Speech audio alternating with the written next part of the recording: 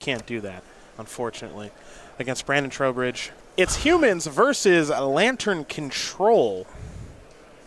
Kazu, a great follow on Twitter as well. Yeah. One of my favorites. There's a lot to like. Multiple fronts. Open champion. It was 2 years ago. Recent Grand Prix top 8 competitor, I believe. That's correct as well, with Infect. Yeah. Here's Noble Hierarch off of Cavernous Souls naming Humans. Noble Hierarch is one way to work through Ensnaring Bridge, as here's a Glimmer Void into a Codex Shredder, into a Pixis of Pandemonium, Mox Opal, and that is a Thoughtseize, I believe. Yes. Take a look at the hand here of Kitesail Freebooter.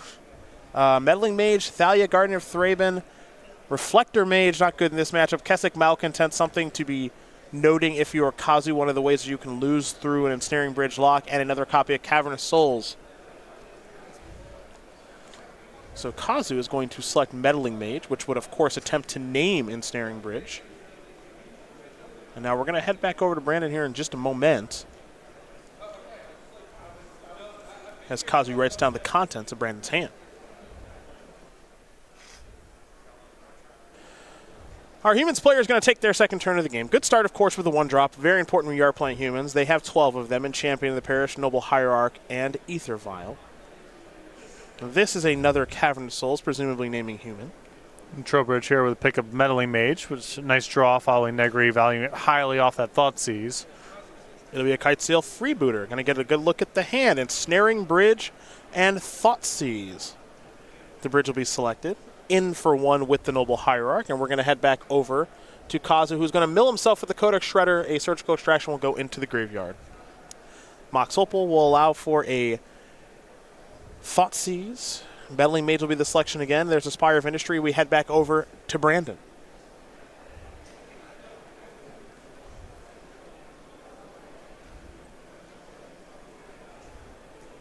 There's a Thalia, Guardian of Thraben. We're heading back over to Kazu.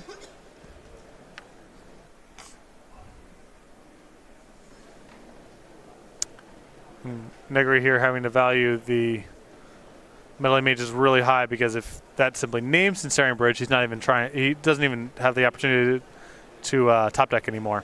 Pith Needle is going to name Horizon Canopy. Noble Hierarch is going to be tapping for some mana, it appears. This will be a Champion of the Parish to kick things off. Keep in mind here that Negri still knows about that Kessig Malcontents. Yeah, that's on the battlefield now, so that's going to be for 5, 6, 7, 8 total damage this turn. Now we head back over to Kazu. He'll mill himself again. Inquisition of Kozak. He's looking to draw Ensnaring Bridge, folks. Looks like he may have picked up another copy of Codex Shredder. Yeah, sometimes it does matter that your deck is nothing but these cards. There is a Codex Shredder. Pass the turn back. Kazu going to play this one out. I like it. Attack step. All of my knuckleheads. Ooh, I like it. Shred you twice. Get some info. Meddling Mage and Noble Hierarch go into Branden's graveyard, and Kazu will concede the game. So, Branden Trowbridge is going to win again, number 1 here over Kazu Negri. Humans up a game here over Lantern Control. It's that combination of pressure and disruption that leads to most wins there for Humans, as Kazu did have an Ensnaring Bridge that game, but it got selected by the Kitesail Freebooter. Yeah, he had the ability to get Hellbent and an Ensnaring Bridge and nothing else going on. Ensnaring Bridge got tagged by the Freebooter, and he never took another meaningful play. No, he did not. So, give you an idea what these players are working with in the sideboards here in just one moment. But, of course, do remember that round number 3 is when all our players will come off of their 2 buys. So everyone that you do see on the top 16 of the SCG Tour leaderboard will be entering the tournament. That's Abe Corrigan, that's Dominic Harvey, and a whole bunch of other people that are here this weekend in Cleveland. 760 players here this weekend in the land. Nice day in the land this morning, huh? It was beautiful. And you said you had a good cup of coffee, which is rare.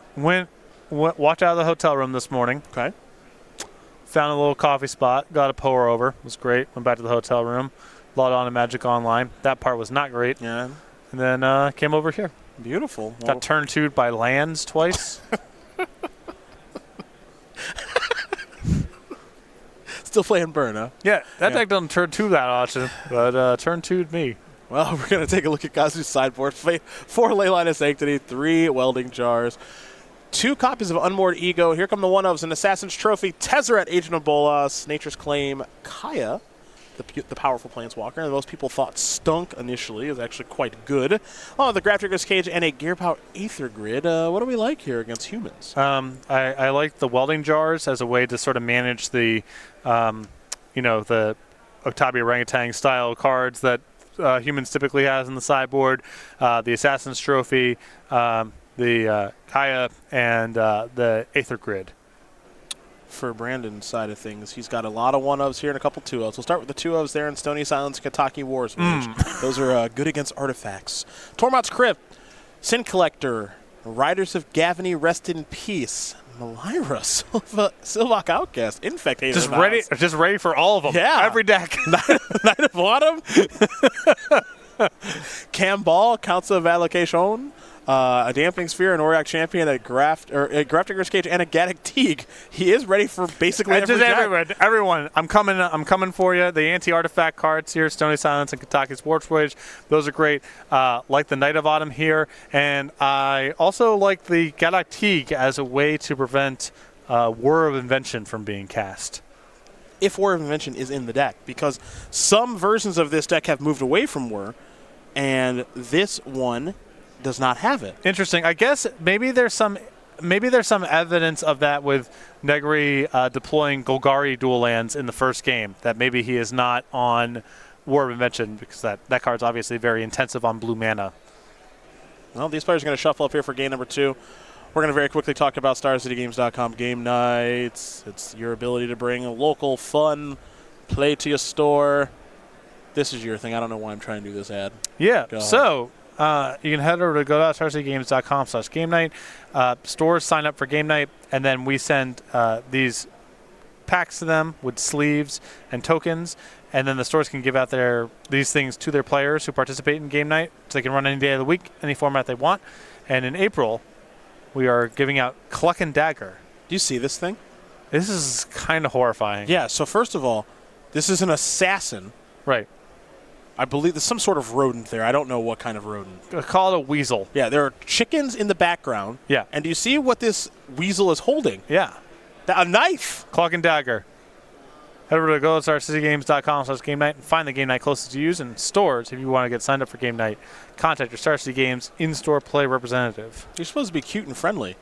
There's nothing friendly about this. The creatures celebrate the whole range. They do. They are, most of them whimsical, some kind of horrifying. Yeah, I mean, that chicken is dead. Chickens, plural. Lantern of Insight is where we're going to start this game off of Glimmervoid. Oh, the couple copies of Baubles and a Welding Jar. Noble Hierarch is the draw. Horizon Canopy is the land that will cast it. Oh, that's a cool card to see. Okay. Good one to know about. Yeah, Kataki, huh? Bauble will be activated. Of course, we know the top cards of each deck because of the lantern that's on the battlefield. Kazu needs to find a mill piece. Lantern. Blooming Marsh. Those are all the draws. Of course, that's public information. Kazu's top card needs to be revealed from the lantern. It's a Mox Opal. This is a Thoughtseize. See the hand. Phantasmal Image. Noble Hierarch. Thalia. And then a couple of lands there in Horizon Canopy, Island, and Unclaimed Territory. Very mana heavy and not a lot of pressure here. Okay, just take the Thalia. That's what Kazu's going to do. Might have to activate the old shuffle mode here on Lantern of Insight to make this Kataki go away. Give it a wash. Yeah. Because, my goodness. Yeah. It's very good here. Welding Jaw. Lantern. And let's shuffle up, I guess. Kazu saying, I don't want to play against Kataki right now. Are you kidding me? So now with the welding jars on the battlefield, Negri is really well set up if he draws in Trowbridge, because you assume Trowbridge probably has, Knight of Autumn or something similar to that, but only so many copies. And if you can cover them with a welding jar, he may not be able to remove. Super cool. Another wash. Give it another wash. Another wash. Another Yep. wash. Super cool.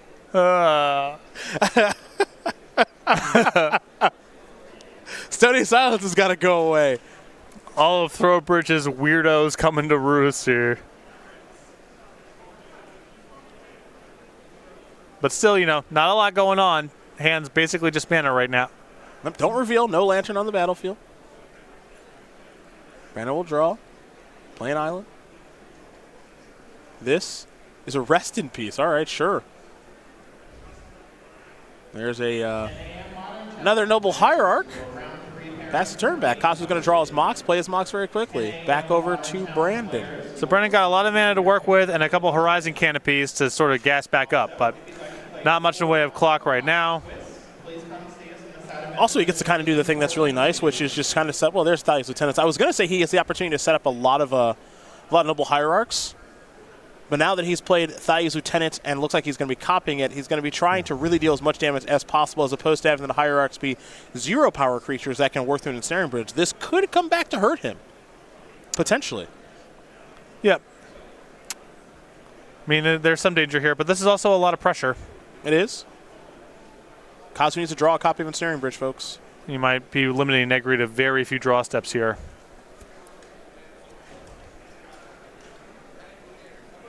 Right now for Negri there, or excuse me, for Branden, there's a Codex Shredder. He's got 3, 4, 5, 6, 7, 8 power on the battlefield. He's drawing very heavy here, too. He's going to sacrifice the Horizon Canopy. Has not played a land for the turn. The Horizon Canopy that's face up will now enter the battlefield. Sacrifice this Horizon Canopy as well. So it looks like Kazu's going to get at least one more turn.